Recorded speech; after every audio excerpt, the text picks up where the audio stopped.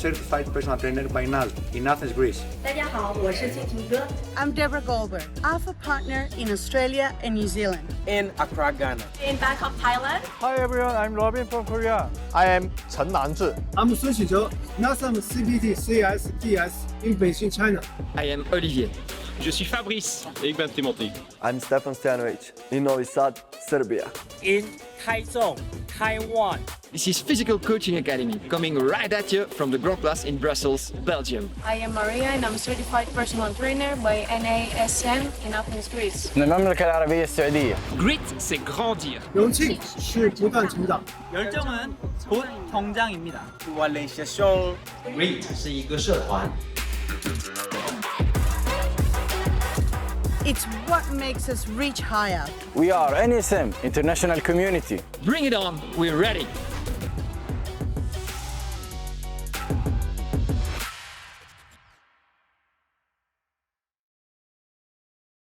Welcome everyone. My name is Dawn Montherda, International Account Manager for NASM. We are so honored and happy to be part of this event with all of our international partners and friends here today. The next panel to be presented is about the transformation of learning and development in education. This, of course, is very important here at NASM and AFA. We are very excited about what the future holds for our industry and look forward to working with all of you. I hope you enjoyed the next panel. Ladies and gentlemen, welcome to the panel, and let me take some time now to introduce each of our speakers. We've got a fantastic session ahead of us, and thank you to the 4 musketeers that have been brave enough to step up to the plate and join in the discussion. First of all, I'd like to give a few seconds to Mike Lamb, CEO of Jet24 Fitness Asia. Mike, great to have you here. How are things in your world? Hi, Ross. Great to be here. Just flown in from UK to Bangkok, where we are well and truly back in business. So nice to report that we've just had a good month and looking forward to post-COVID recovery. Great to hear, Michael, and fantastic to see Bangkok reopen so strongly with such good demand. Next up, the second musketeer is Jacqueline Wong, Head of Learning and Development from Evolution Wellness. Evolution Wellness need no exposure. They've obviously been a well-recognized company across many countries in Asia Pacific. Jacqueline, great to see you here. How are things at EW? It's good to be here. Well, I'm glad you're asking me now and not a couple of months ago, but things are looking on the up and up. I'm actually currently based in Malaysia. So I'm in KL right now. KL is slowly opening. People are vaccinated and they've kind of loosened the strings a little bit, which means we can travel. And definitely gyms are open, and nice to say across our markets that our gyms are open. Great to hear, Jacqueline, and fantastic to see our friends across the border in Malaysia do so well. Ben Wilde now joins us, Global Director of Training and Education from Matrix, based out of Taiwan. Ben, how are things over there? How are things at Matrix? Yep, good. We're delighted to be based here, actually, of all places. Yeah, I guess in the grand scheme of things, super lucky over the last 18, 19 months or so. But yeah, as a company, again, it's been a very mixed bag for us. But I guess having a very diversified portfolio across both consumer and commercial has kind of stood us in reasonably good stead. But common challenges around how do we address the kind of topics we're hoping to discuss today. So fingers crossed we'll share something useful. Thanks, Ben. And last but not least, we have Andrea Bell, co-founder and chief people officer at Inspire Brands Asia, who look after the Anytime Fitness Asia brand here. Andrea, great to have you with us. What are your thoughts on the marketplace? Hi, Ross. Thank you very much for having me on the panel today and with all the other panelists. It's great to be here. I am the Chief People Officer for Inspire Brands, and we have the master franchisee rights to Anytime Fitness in Asia. We've got 9 markets that we've been looking after, and so that has been very challenging in itself, coming in from doing our merger last year right at the beginning of the pandemic until now this. And so I'm just really focused on our people and making sure that they're happy and healthy.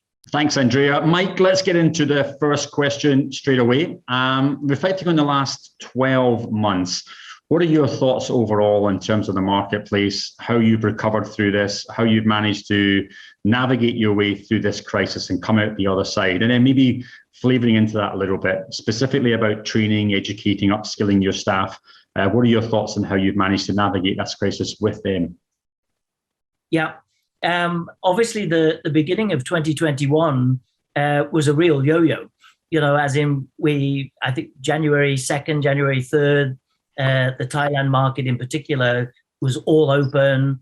We all thought, this is it, we're back in the game. And then 2-3 months later, bang, closed down for a big chunk of time, the longest period of time. But you know what? Let's fingers crossed going forwards. This is us now out of COVID, and all eyes on the recovery. Specifically to answer your question on training, specific to JETS, Thailand, where we grew very, very quickly, the COVID closure period's actually done us a favor because it allowed us to stop for a breath.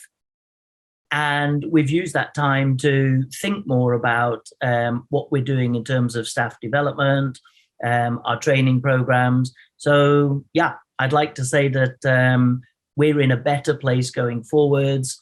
We've done more training without a doubt over the last 20 months than we'd done in the previous 20 months, training across all departments, obviously become masters of Google meetings, Zoom calls.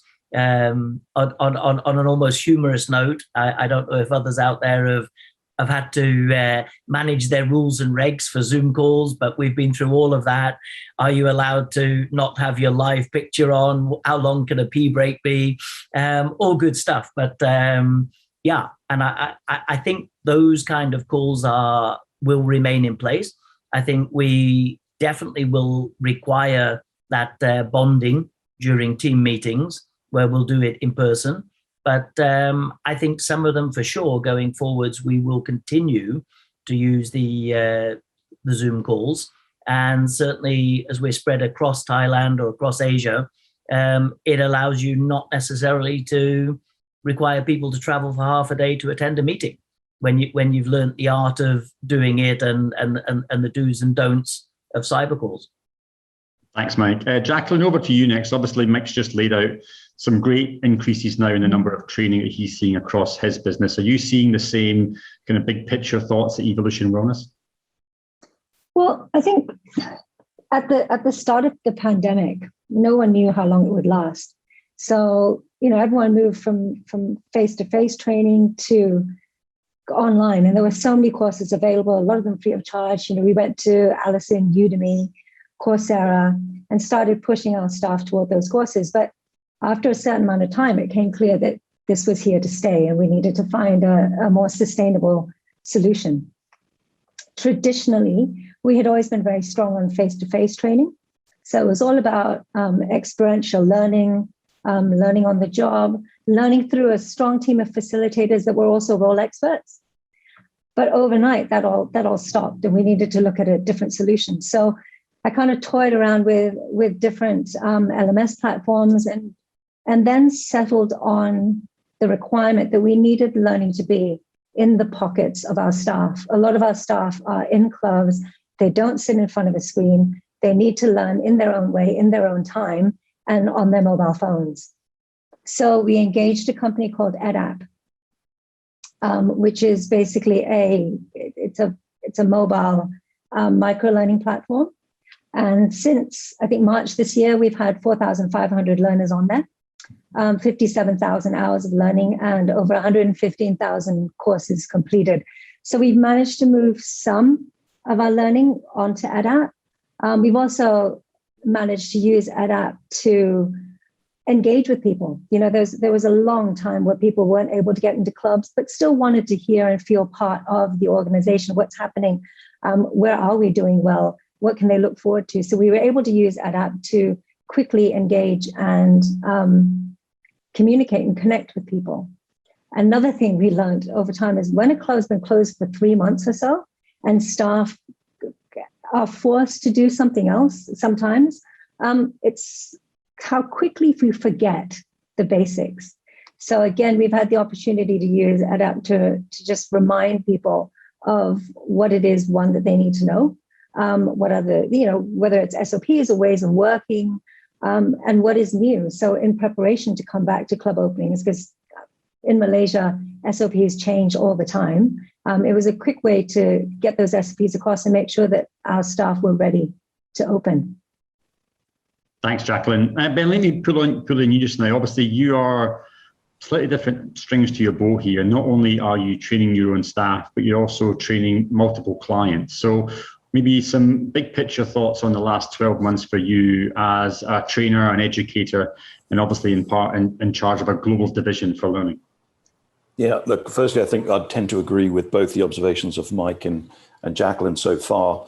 I think to speak to that big picture, there's definitely been a diversification in terms of what fitness operators are trying to do and have tried to do, particularly in response to the pandemic. And without trying to stretch this analogy too far, I think there's been a commensurate diversification in terms of educational offerings. So again, it's great to hear Jacqueline reference Udemy and Coursera, and then looking at developing their own internal app and sharing existing content, but of course having to adapt that. And so I think there's a greater awareness than ever before of the range of learning opportunities. It's also, I'm going to quote Jacqueline several times here, but it was great to hear her say, we need to give learners the information in their way, in their own time. And if that's on a mobile device, that's brilliant. We've definitely seen that. I think the challenge is, and back to that, we can't forget the basics again from Jacqueline. We can't necessarily use the need to develop fast to accept mediocrity. If anything, I'd say the challenge is even greater, right? So people's time is super precious. We have got open online courses, massive MOOCs, they're called, aren't they? Massive online open courses. And there is a lot of information out there. I think we then need to direct what we think is most helpful per learner. And I think that individual adaptation is critical. So I think we're seeing more personalization, but there is a risk in the rush that we accept levels of kind of communication of content that we might not otherwise. And so I think there's both a great opportunity and perhaps for those of us involved in facilitating it, a bit of a challenge for ourselves of, yep, we've got to get this stuff out there, but it's got to be helpful. Because of course, whatever the platform we're using, if the experience is poor, if the learning isn't matching the requirements, then the chances are that learner's not going to touch that platform or that system again, unless nudged even more. So again, I think there's a challenge for us, but the upside is everyone is more aware that I think than ever before of the range of learning opportunities out there, which is broadly very positive. Thanks very much for that, Ben. Andrea, over to you. Let me give you a little, maybe the last 12 months perspectives from Inspire Brands. You, of course, not only have your studios, but your franchisees. So a little bit different, for a franchisor coming into this marketplace. But what are your thoughts in the last 12 months regarding training, education at Inspire? I would very much agree with what Ben and Jacqueline and Mike and Matt have said. We have utilized as many platforms as we possibly could to make sure that learner experience is there. We also have our talent LMS system, which is fairly robust, and we've had that for the last few years that we've increased on building content. We've been working with International Fitness Academy as far as the personal training certifications and getting them involved. But really what we've seen over this last 24 months has been around the mental health space. So that's something that we've been working on quite a lot throughout the last 12 months, especially. We found that with the Philippines being locked down for a significant amount of time, they're incredibly resilient people considering what they've been through. But really the mental health across the globe, as we all know, we've all been impacted some way with the mental health issues of either ourselves, with everything that we've all been going through, and our staff. So I think that the beauty of COVID is that it's made mental health less of a taboo subject. And so now it's being talked about in the media. We're talking about it. with our staff and making sure that they're aware that it's okay to not be okay. And we engage the services of My Nation in the Philippines and across our network to help us support the staff in terms of educating them around what mental health is, you know, what the problems could be, and that it's normal, whatever they're experiencing is normal. And we've all been there at different stages. So really trying to educate them on what's okay and what's not okay, helping each of the team members to support each other with that. And really, focusing L&D around that. So we're also looking at making sure that each role, that learning is there for each role, but and how do we make sure that the teams are building on their strengths? So that's something that we're pushing forward in the next 12 months, is building on the team's individual strengths and what that's going to look like, because that's going to help the team dynamics as well. We've been through a huge amount of change this last 12 months and it's not stopped. It's still going on, right? It's like Mike said, fingers crossed we're at the end of this, but we've been saying that for the last 18 months. So we're just trying to prepare to go forward now and really look at the individual strengths of the team members and how we can best work together and then support them going forward as well. Thanks, Andrea. Great comments there. We're going to move more into mental health, looking at holistic development later on the call, ladies and gentlemen, alongside the future use of digital. But before we turn the spotlight and dive deeper into employee training and learning, I thought we'd ask each of our panelists today just a quick fire question about how they themselves are self-learning. Because of course, as an executive, as a business leader, we are also thrust into this new environment where we also have to develop alongside our employees to make sure we are the best person possible to take the business forward. Mike, turning that question to you, in terms of your own self-development, your own training and upskilling, what have you learned over the last 12 to 18 months that you're doing differently versus before? How have you managed to become more technologically adept with all these calls? Is it practice makes perfect, or have you managed to dive into certain courses or programs yourself? Ross, I think it's been a really interesting period. I'm just looking at who's on this panel. I think I'm probably the oldest. I'm certainly the oldest on the panel. And you know, we've had to reinvent ourselves. You've had to dig deeper than perhaps you've ever dug before in terms of your self-motivation, in terms of self-reflection, in terms of how do you deal with a new set of circumstances. You know, you pre-COVID, most of us, I guess, you know, we thought we were in the groove. We thought we kind of knew what we knew. And, you know, I'm not saying we were sitting back on our laurels thinking we knew everything, but we were certainly comfortable with the way we were operating, running our businesses. Suddenly COVID hits and everything's different. The rule, we've literally ripped up the rule book, thrown it away, and you've had to think about, well, how am I going to deal with this? So on a personal level, without a doubt, I think I'm more empathetic now. I'm thinking more about the team. Not to say I didn't used to think about the team, but you know, you have to try and put yourself in their shoes, and you really reflect on it. You know, what can I be doing to help these people in my team get to a better place? I've thought about my own relationship with my report manager, you know, and how he or she may deal with me, and how do I feel after I've had a call with that person, and it's definitely this whole period of self-reflection. So I think I'm better for it. I think there's some positives that have come out from this whole COVID chapter.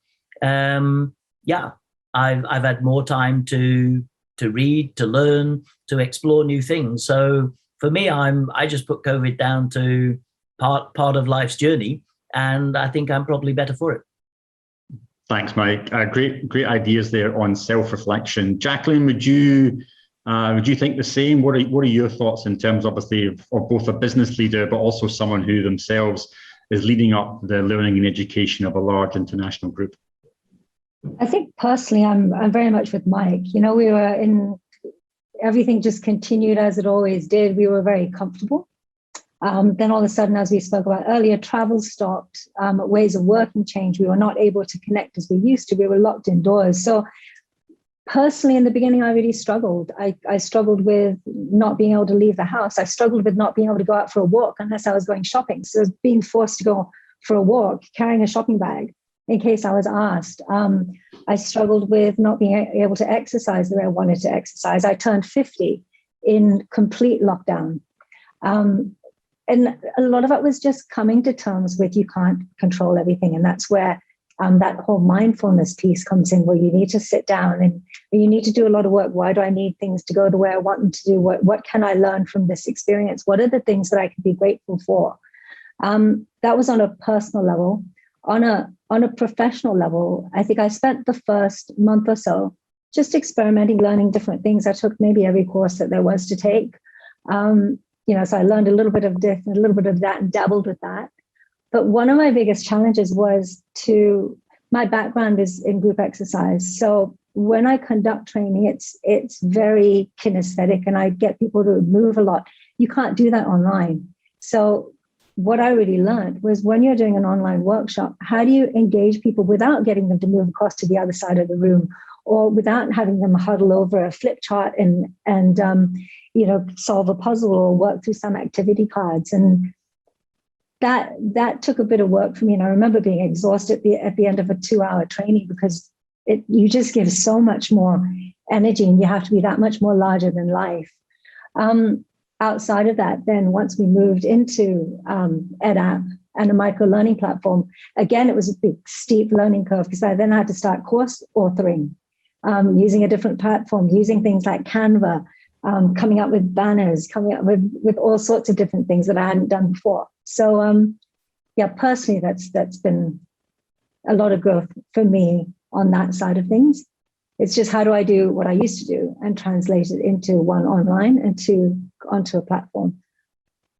I love the idea of making this a rewarding experience, both personally and professionally, Jacqueline. Well said. Ben, what are your thoughts on this? Where have you self-developed? Where have you invested your own time? Yeah, look, I think like Mike said sort of early on at the outset of this particular topic, I think it's definitely worth considering the new opportunities that have arisen. So from a personal perspective, there's a chance actually, firstly, to grapple with the technology, whether that's Zoom or Teams or indeed a sort of slightly more directed learning management systems and updating and modifying those or modernizing those as well. But I actually think the kind of opportunity to check in with people at the beginning. Mike mentioned kind of an even greater awareness and appreciation of his team.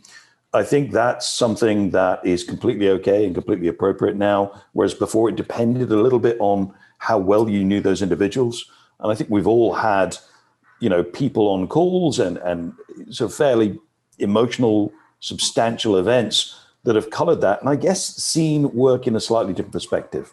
We are talking at the extreme end of matters of life and death. And I think that kind of gives us an opportunity to put the day-to-day or the topic at hand into a certain broader context or wider perspective. Certainly something I've attempted to do, having failed to do it, right?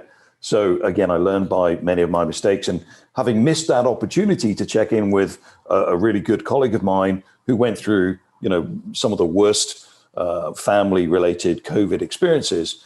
And then afterwards, you feel dreadful, have to call back in and check in. So learning by our mistakes is one of those things, and an awareness of doing that, I think, has been a great opportunity. Thanks, Ben. Andrea, of course, yourself here. It's been very difficult for operators, especially those yourself and Mike, when you are actually at the very top end of management, to try and carve out the time through this, from firefighting to think about not just future growth, but of course your own personal growth. What has your journey been like these past 12 to 18 months? Challenging. So I think certainly at the beginning of this year, it was just so much. There was just so much going on, and trying to wear so many different hats for our staff and make sure that the franchisees had everything that they want. And there was just so much change happening. So I guess for me, I got to the point where I've always been able to handle change fairly well. And it fascinates me how people and organizations handle change.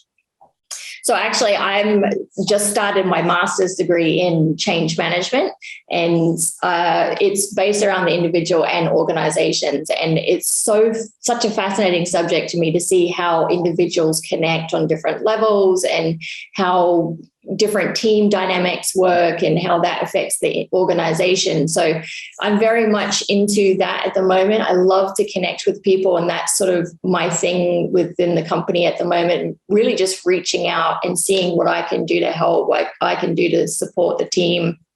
How can I upgrade our leadership team skills in terms of that connection? Because when we're dealing with Zoom, our teams are so geographically dispersed right now that it's been really difficult to build those relationships that we need to, and to really show that we do actually care, and that because we're Zoom, that's been really difficult. So just trying to upskill the teams in terms of how to do that.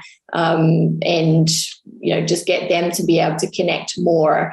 The skills operational, I think it's always there. We have those learning platforms to do that, right? So I think that's information that will just keep growing as our industry evolves. But for me, that personal connection and able to help support the education around that is really key. And so that's what I've been focusing on going the next sort of 2 years of my life will be around that. And I'm super excited about it. Love it. Well, we wish you all the very best with that master's degree. Congratulations for taking the step to do it, Andrea. Mike, let's move on to digital learning, digital training, which has parallels to digital fitness. It was what we had to adapt to throughout this COVID pandemic. As we come out of the pandemic, of course, just like digital fitness, people will start to question how and when we start to use digital versus back into in-person training and education. The question perhaps for you and the rest of the panel coming up, Mike, is what are your thoughts on how much of the future will be digital learning and training versus perhaps in-person learning and training? What will stick? What perhaps will revert back to normal? Yeah. I try and be very practical when I get asked these kind of questions. I think the answer to that is the in-person learning will be there forever. It has to be there because it's building the relationships. You can never, ever replace seeing somebody's facial reaction, body reaction to what you've just said on a digital platform. You just can't. So the in-person learning will always be there, in my view. But when it comes to digital, there's no way you can ignore it. I mean, it's totally here and ingrained in our lives and going forwards. So I think it's a case, frankly, of just trying to see where digital fits into the practicality of running a business day to day. So a simple example for that might be the certification. I absolutely love digital certification. How amazing is it to be able to put in a training course for XYZ and you advise your team, look, it's mandatory. You have to do this. It takes 30 minutes. And there's examples across the world from organizations outside of the fitness industry where they do some very clever online certification programs. And from a company perspective, we're not there yet, but I know we can, and we're working on it. So that's one small example where I think in-house certification and using third parties, but having it online on a digital platform is a massive bonus for the business. Thanks, Mike. Jacqueline, your thoughts on this, of course. You're launching training across all of your regions. How do you think it will balance up between digital and physical going forward? Yeah, I agree with Mike. I think there's room for both. I think digital for the convenience, but I think there's still so many benefits of the face-to-face. So when it comes to digital, I think there's things that we can push out easily. You read it, you learn it, you absorb it, you play it back. That's it. So that's maybe things like knowledge and theory can be learned digitally, But then there's the application of that learning. How do we ensure that learner knows what to do with all that new knowledge now? And I feel that is something that needs to be supported face-to-face. So we take what we call a blended journey, where we do the theory and the knowledge online in someone's own time. But then we do a face-to-face to ensure that that learner knows how to conceptualize and how to apply that new learning, whatever it is. So I'll give you an example. We have taken on a new PT tool, and part of that tool requires us to change our way of working slightly differently. So we have a postural assessment. So digitally, we can teach someone, you take 3 photos, front photo, side photo, back photo, you're looking for X, Y, Z. When you see this, it means this and all that.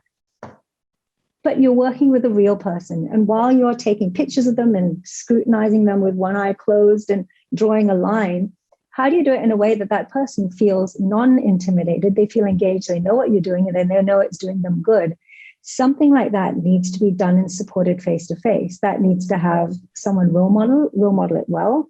It needs feedback, and it needs practice over and over again to make the process smooth. And that practice should not be done in front of a live paying member.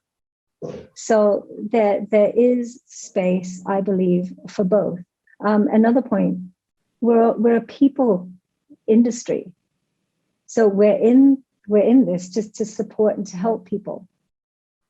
In order to do that, that requires a lot of role play and a lot of feedback. Thanks, Jacqueline. Ben, what are your thoughts? E-learning, e-education, here to stay? If so, to what degree? Yeah, look, again, I sound like a broken record here in that I tend to agree with, all the panelists, particularly Mike and Jacqueline, having just heard from them on this. I think that there are some topics here, and the first thing for me is I have to consistently challenge my assumptions, right? So an example being actually from back in the day, when TED Talks came around in the very early days, I had to be dragged kicking and screaming to recognize that we could all learn something meaningful in less than 20 minutes. Prior to that, I was like, no, I need a 2-hour window. I'll chuck some breaks in. To Jacqueline's point, I'll chuck some physical activities in. We'll embed the learning, we'll feedback, all that good stuff. But I think we could all cite examples where we've been moved and effectively educated and inspired to continue our learning off the back of 1 or 2, at least probably, TED Talks. So I think there are examples where both personally and professionally, we need to challenge and test our assumptions. And I think in a fast-moving, rapidly evolving circumstance, we have a tendency to go with gut feel. Now, that may be great for leadership, but I think, it's not month 2 in this process. We're into our 2nd year of this. And for me, that internally, that's not an excuse. We can't use that as an excuse. So we have to test our assumptions and look for data points, look for evidence to direct us, and to challenge what we think, rather than trying to find data to prove ourselves right, to really test, are there better ways and other ways? And instead of just talking about them and throwing them out, actually piloting and testing them. So there's definitely something in that. And we all know about the obvious opportunities of scale. Digital scales really well, but does it achieve the outcomes? And there's some good evidence there. I've mentioned this to you before, Ross, but one of those examples is if I misunderstand something online, no matter how many times I revisit that same learning opportunity, what I tend to do is reinforce my misunderstanding. I tend not to correct. So unless we've got great assessments, which often are I'll be honest, a lot of ours are 5 quick questions, really to see that you got to the end of the course, rather than really testing whether the knowledge has been understood. If we do that, then in terms of learning outcomes, we may not be delivering our best and helping our people best. So there's something in that, but there are other opportunities. So Dan Smader is Chief Learning Officer, I think, forgive me, Dan, at Boatman Learning in the States. And he was one of the people on a webinar, actually, that shared that by recording feedback, his observation is it was more powerful than face-to-face observation. Why? Because you could play it back to the individual in real time, as many times as you needed to. So again, my assumption is one-on-one feedback's the best. Dan Smader's perspective is, no way. Having a recorded version is even more impactful. And it's those kind of tests of our assumptions I think are super valuable. So short answer, yeah, it's a combination of the two. I think we need to make sure they're integrated where this is not a short answer. Last point, I think it could and potentially should be a campaign approach. So what reaches different people? We know marketing messages need to be across an entire campaign over time and across a range of messages. Surely education should take a similar view. There's a great opportunity for us to present an array of learning opportunities, face-to-face, online, asynchronous learning in my own time, synchronous learning with someone else at the same time, flipped learning, all that good stuff. But again, we've got to test that. So yeah, interesting opportunities. Yeah, that's a great point, Ben. We are an industry that's trying to hyper-personalize our member experiences. So why should we not at least try and take up the quest to hyper-personalize the training and education of our employees? Andrea, your closing thoughts on this, of course. Not only are you educating your staff and your club staff, but of course your franchisees, which is another level of complexity. But what are your thoughts in terms of digital learning, e-learning? Is it here to stay? If so, to what degree? Yeah, 100% it's here to stay. I don't think that's really questionable. We will be able to utilize all forms. And I think the probably the most important through this is that for franchisees and for members, we need to have options now. So you think about, there was this question about whether bricks and mortar gyms are going to be obsolete, right? They're not going to be, because we need to have both options. It can't just be 100% digital, and it can't be 100% just bricks and mortar anymore. And this is the same for learning. So I do think having all options, we're all, different people, and different things work for different people, of course. So with the digital, I suppose the beauty of that, and us having generally a younger generation in our clubs as staff, is they've got a very short attention span. So digital is perfect for them. Like, do really short snippets of courses on a regular basis, make sure that's consistent. And of course, to Ben's point, making sure those right assessments are there, and we haven't nailed that either. So that is a challenge. But having those small, short learnings is fantastic. But also that face-to-face is never going to go away. At the moment, the Anytime Fitness Conference is in Dallas, and, I would love to be there face-to-face. It's amazing, like all the different sessions that you have, the content, the speakers, etc., are fantastic. But what really instills the learning then is when you talk about it with your network afterwards and you connect with them, be it over a couple of drinks or whatever, but having that connection to really sort of talk about and to instill that learning, it's not replaceable. So yes, hybrid will be there, and we just have to make the most of providing all those options as we can to all the individuals.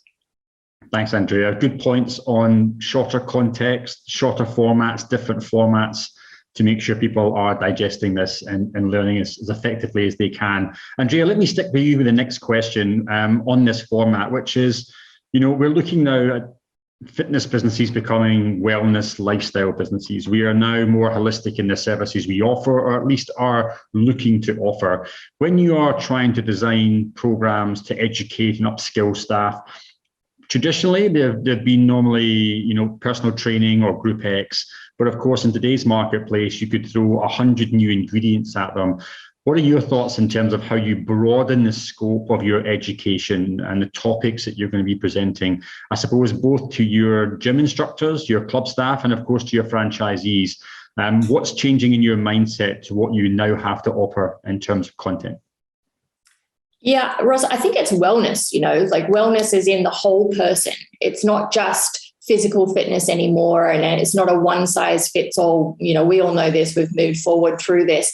And so my point before about having options is making sure that we're addressing the wellness of the person in whatever that manner is. Our personal trainers, our coaches are now needing to support our members in a much more holistic view. They're not just giving education on the physical, they need to educate on nutrition. That's always been there. We know this, but it's an area that I don't think, certainly in Asia, we've really nailed, given the variety of cultures and food industry. But I do think it's somewhere we need to go down.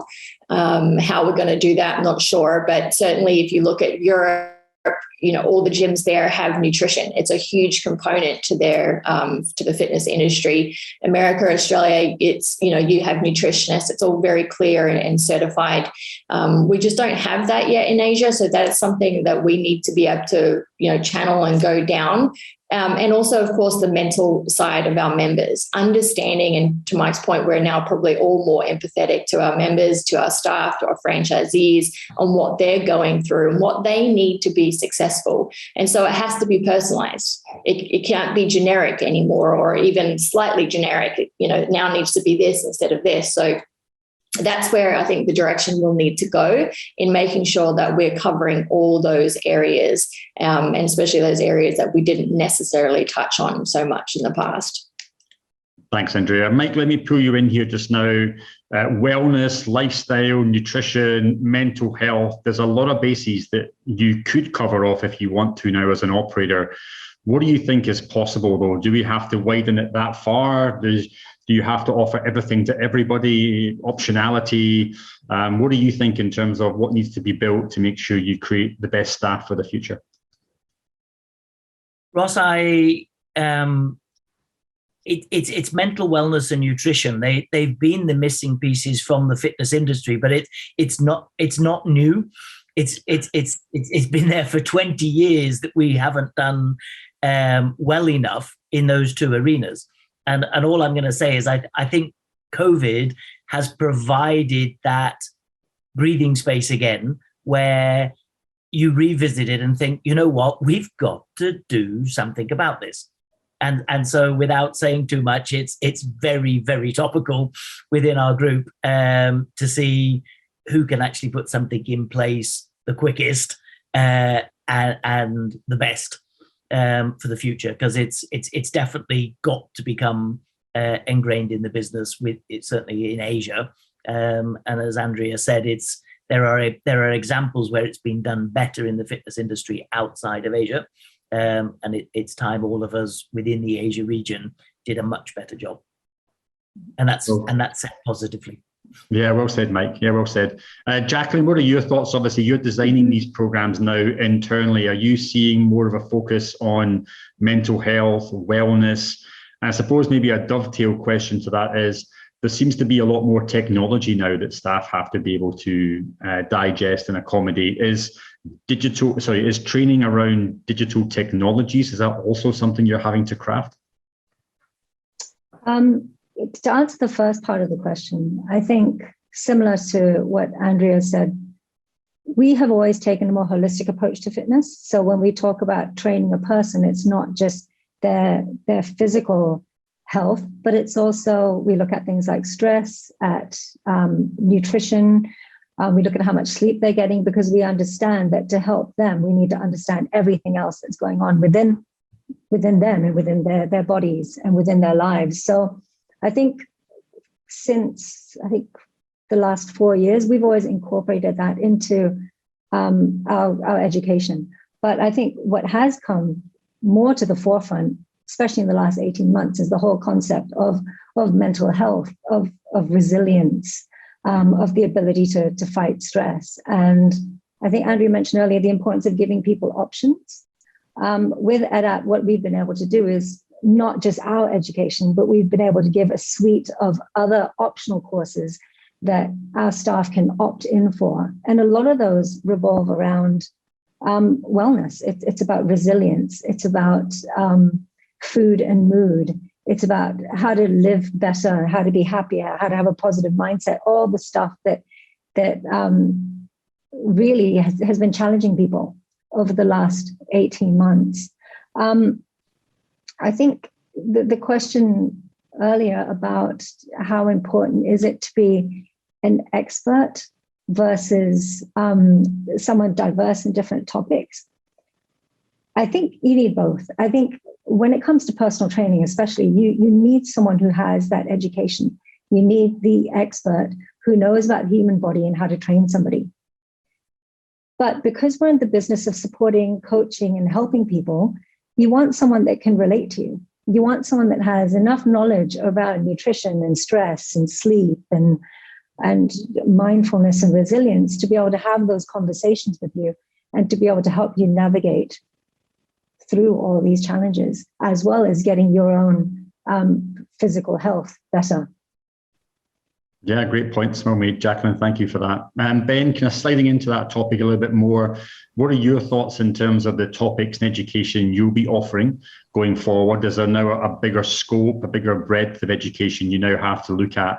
And then maybe just kind of dovetailing again, what happens when this education becomes more complex in its nature? You know, perhaps you've got more technology-based education. What are your thoughts around that?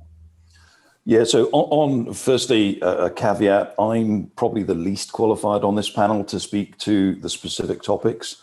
I have a sort of broader perspective, and I mean this with zero criticism of my co-panelists and or our industry, but at the same time, I hear us wanting to broaden what our facilities and people offer. And if we're honest, I think we should just ask the question, as a percentage of your members, how many do we facilitate really achieving their goals? What's that number? Because if you're in double digits, I think you're doing really well. And if you're in mid double digits, I think you're superstars. If we look at the real research on behavior change, we see incredibly small effect sizes in the research. Until they're scaled over significant populations, the impact is minimal. Now, there are some things we can do better, not least of which is Katie Milkman, kind of the bombshell, to your earlier point of learning opportunities, another book I read by Katie Milkman, highly recommended. She speaks very credibly to the way we can apply that change is by identifying what type of change. And then we match the intervention. Now, that is incredibly tough to do. And I feel like if we add on opportunities, then the diversity versus expertise is a really, really tough challenge. And I think we will have a minority of people who have the wherewithal to deliver that. But if we're not careful, we ask somebody who's very credible in one space to speak to an area where they're not credible. And that to me is risky and uncomfortable and potentially a space where we're over-promising and under-delivering as an industry. And again, I'm not pointing any fingers at any individuals. I just think as a structure, I have concerns, real concerns about that. Mike said earlier, I wrote it down, Mike, you said quick and best. I think very often those two things are diametrically opposed. What can we do quickly in response to a market demand is very rarely the best response to a market demand. And I know Mike was deliberately putting them together, which is the holy grail, but it is worth thinking just how tough that is. So again, I sound moderately pessimistic. I think there's great opportunity, and I think there's a huge responsibility for us in learning and education and actually partnering with legitimate science and research and evidence to see how we can apply that. And we have some great conversations with academics, but they'll always tell you we need more research. So at some point, we've got to say, okay, how do we start applying this? And I think that, to me, is the really interesting area. Personally, my postgrad stuff has been in, during my primary studies was all essentially from the neck down, sort of exercise physiology. And after that, it was the dawning realization that it really happens from the neck above. And I think there's a ton of stuff we could look at in terms of applying it. But that's not to dismiss the challenges in making it actually work to real effect. Thanks, Ben. Now, Mike, let's talk about certification, because of course, all these programs have to have some type of outcome, either by in-house training or by third-party external training. Given that there might be a higher demand from your staff in learning more and more topics, it's inevitably going to put a strain on the business of doing it always in-house. Do you think there's going to have to be a greater reliance on third-party certification? Do you think that there's going to be, how do you navigate the costs potentially around certification? Do you think certification can be any way improved? So maybe just touching on all the points that you think are relevant around certification currently. Ross, it's a complex topic, and I think my answer is going to be that we have to look at education across all industries.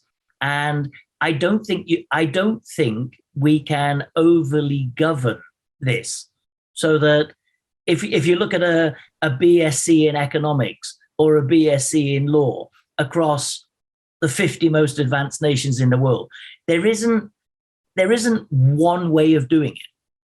And everyone has choice. So I think within the fitness industry, we have to let natural progression occur, and each operator will get into bed with whichever organization that company feels is offering the most relevant qualification for their team at that moment in time. So it might not be the answer that you were perhaps expecting, or that the industry would agree with me, but that's my view. So I think companies will have their own in-house certification, and different markets will run more with that than others will. And I think depending on the dynamics of any particular market, we will look for third-party certification, and that will be entirely dependent on what's available in the region. And I don't think there is ever going to be a one fit for all solution to certification. That's my view. No, it's a very valid point, Mike. It has to be a partnership. Unless the partnership is there on both parties, then the end result never gets achieved. Andrea, you touched on your partnership with IFA, and of course, no doubt there was a selection process to be done with that. But how are you looking at certification? What do you look like, and what do you look for in partners? And how do you think that will play out in the years to come? Yeah, I like Mike's point, actually, that it's going to be really challenging to get a core competency framework that's going to go across all countries and all markets, right? And we see this, like, Mike said, in all the education from, primary school, high school, colleges, top universities. They all sort of focus on something slightly different, even though the subject's the same. So, I do agree that's going to be a challenge. For us, the reason we partnered with the International Fitness Academy is because their framework for certification of personal training comes from Australia, and we know that that's a really robust certification program. So we wanted to make sure that we bring that to our staff in Asia, and they can then have that basis. Whether that's going to be accepted worldwide, generally it is, but it's more about the education at this point and making sure that they have a really strong really strong base to work from. So that's why we partnered with such a strong player. And then they're helping us move that forward across all our markets. Nutrition will be the area that they need to touch on next. And we don't have that nailed yet either, but to Mike's point, we need to get a move on. But it is challenging across all the different markets. Jacqueline, similar question to yourself. You're obviously working across multiple different geographies, different cultures. What are your thoughts in terms of certification? What works for you? What's going to work for you in the future? I think where we have been challenged in the past is, as far as fitness certification goes, finding something that was equally available, affordable, and translatable, because not all our markets have English as a first language. So that's been a major challenge for us. One, to be able to take the certification in your language of choice, and two, the affordability and the availability of it. As a result of that, we have our own in-house certification. And we do that in partnership, either with ACE, which was the first iteration of our fitness foundations, and recently with the PT Academy from Australia, who put that together for us. We use that across all markets. Again, like Mike said, sometimes a market might have to tweak something a little bit to make it relevant to them, but we come up with the core content and the framework. That content is also recognized by ACE, by NCSF, and by NASM for ongoing CEC credits. But that's the approach we take. As far as the training goes for the majority of the staff, so if you look at someone at entry level when they come in, to the time they become a role expert, to the time they become a manager, to the time they start managing multiple clubs, lower down in that journey, we have our in-house content. And that is, it just makes it more affordable, more scalable for us to do it that way. But as you move further up, for example, our leadership and executive teams, we do use external certifications. So one of them, for example, is the CMPC, the Certified Master Performance Coach. So all of our execs, all of our area business managers have been through a certified coach qualification. And that's the way we'll go. As far as personal trainers go, as they move up their grading, as they become better personal trainers, that's when we allow them to then become more subject matter experts, where someone could take an external certification in nutrition or a sports-specific coaching or more specific stress management. And that's how, I think that makes sense. It makes it scalable. It makes it possible for you to have some core content that's really good. But then you look to your external guys for the more specific, for the more, the advanced, more specialist content. Okay, thanks for that, Jacqueline. Ladies and gentlemen, we've got about 5 minutes left. I've got one final question to ask each of the panelists. They're going to give me a quick 30 to 60 second question. It's still a very important question. And as you know, over the past 2 years, our industry has lost a lot of executives. It's lost a lot of mid-management, but it's also lost a lot of personal trainers, staff from reception, sales staff. There's been the great resignation, as it's called, as people now look to move their jobs. So we've had resignations, furloughs, we've had to have haircuts because costs are creeping up and revenue isn't quite there yet. So looking at our industry, our human capital pool, Mike, let me come to you this question first. How can we refresh the human capital pool we're working with? How can we get people to come back to fitness and look at it as a long-term career? Yeah, I'm not sure what the other operators have experienced. We haven't struggled with loss of senior and middle management, but I don't mind sharing at all that we have had, when I say significant loss of our personal trainer base, I'm talking 10 to 15%, which, makes sense. It makes sense. Those were the guys that were on relatively low base salaries. They had to be doing their PT sessions to effectively double that base salary. And most operators in the region have a similar model.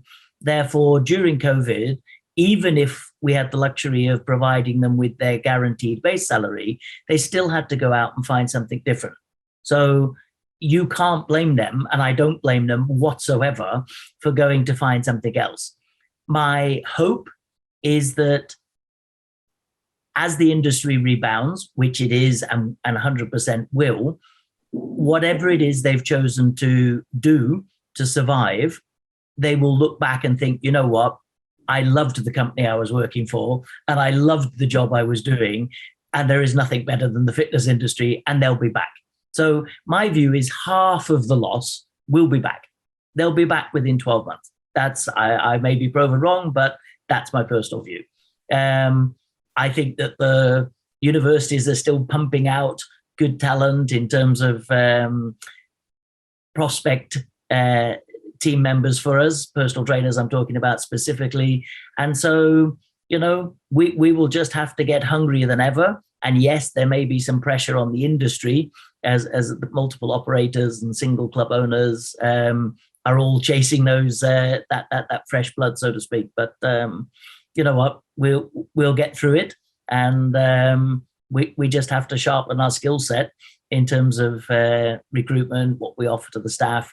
My final comment is, I think all companies need to have an education allowance. It kind of ties in, but I think it's really valuable. So I personally favour the 50% split, where you share that cost with the team members so that they buy into it too. But it's something I feel should be in place with every company. Well, I hope that's true, Mike, and it'd be great to see so many people coming back into the industry. It's such an incredible industry to work for. Andrea, your quick thoughts on this? How do we get people back into this? How can we refresh the talent pool?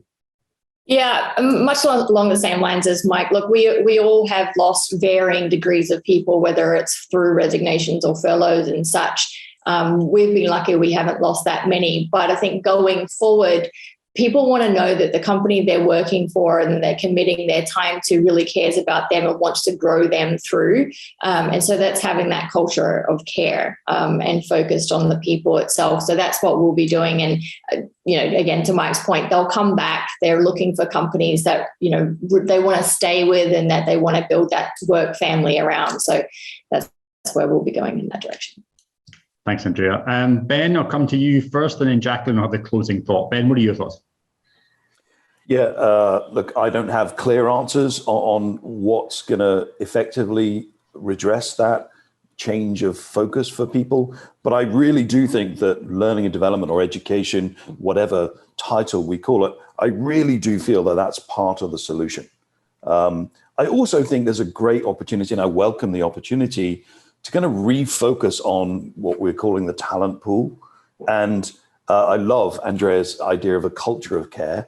And I think that opportunity to refocus and commit and deliver is certainly part of the solution. And I think potentially quite an exciting one, because it means hopefully we're supporting individuals in their own development path more effectively than ever before. Well said, Ben. Jacqueline, closing thoughts to yourself? I'm with Mike. I'm very optimistic. Look, we are lucky that we are in an industry that is in the business of helping people and changing people's lives. So if we're looking at people from Gen Z, that's what they're all about. I think we still have the ability to attract those people. Those that we unfortunately have lost through the last 18 months, I think a lot of them have been forced to do something else. But given the opportunity, because they are so passionate about what they do, if we keep doors open, if we give them the right tools once they get back in here, if we still commit to quality training and development, I believe they will choose to come back. Yes, as an industry, we've lost staff, but I think other industries have also lost staff. And I think there's some that we can leverage on frontline staff, management, leadership from perhaps other industries who are looking to move into something a bit more purposeful. Hopefully we can get them. So it's all about recruiting. Universities haven't stopped operating. They've just moved from face-to-face to online. People are still coming through with the right education. It's just keeping those doors open as well and keeping those relationships strong and being more purposeful about talking about what we do and why we do it. Great closing thought there, Jacqueline. We are a purposeful industry, ladies and gentlemen, with so much to offer. As you can see from today's panels, there are so many exciting developments now happening, and us looking to reskill, upskill our staff to make sure we can help more people be healthier and happier. My thanks to Ben, to Jacqueline, to Mike and Andrea for all their time today. A really great session, and look forward to seeing you all very soon. Take care.